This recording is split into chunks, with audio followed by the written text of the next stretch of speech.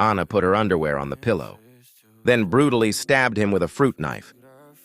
After that, he took several bags of blood from his body, poured some of it on the floor, and left a drop by the door. The remaining blood he mixed with hot water, then poured it on those underwear.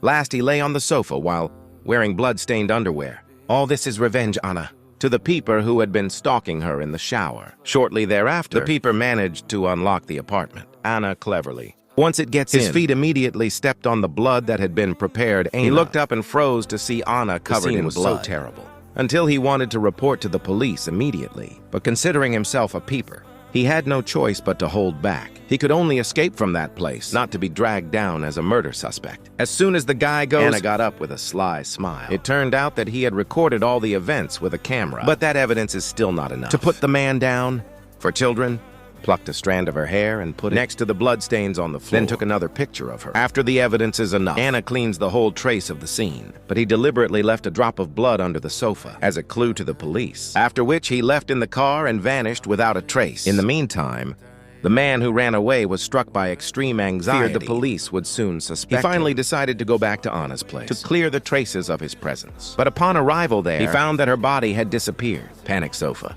He checks every room, but found no signs of murder. The man was devastated. He's sure the killer had cleaned everything up until he will be made a scapegoat. Sure enough, the next day, at work, he found an envelope on his desk. Inside was a note that read, "Did you do it?" Photos of Anna's body, and a picture of him at the scene. In one of the photos, next to the bloodstains, looks a short hair, which is exactly the same length as her hair. The man was scared to death. Evidence was enough to make it seem as if he's Anna's killer. The next day, the police came to her under the pretext of investigating Anna's disappearance. But because there's no concrete evidence, it is released, while the police then turn to investigating Anna's apartment. Once they go, the man silently trailed from the dark. It didn't take long for the police to find drops of blood that Anna intentionally left behind under the couch. With luminol test, they also found traces of large amounts of blood on the living room floor, which is aware all of this is a trap. The killer deliberately left clues to point the police at him.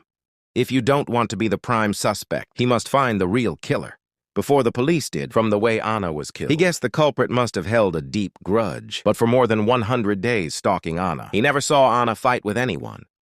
Then he tried to find clues through cyberspace. He finally found a suspicious figure. A woman, which many times writing hateful comments on Anna's live broadcast, even made Anna cry. When going on the woman's profile, he found that the woman was a friend near Anna herself.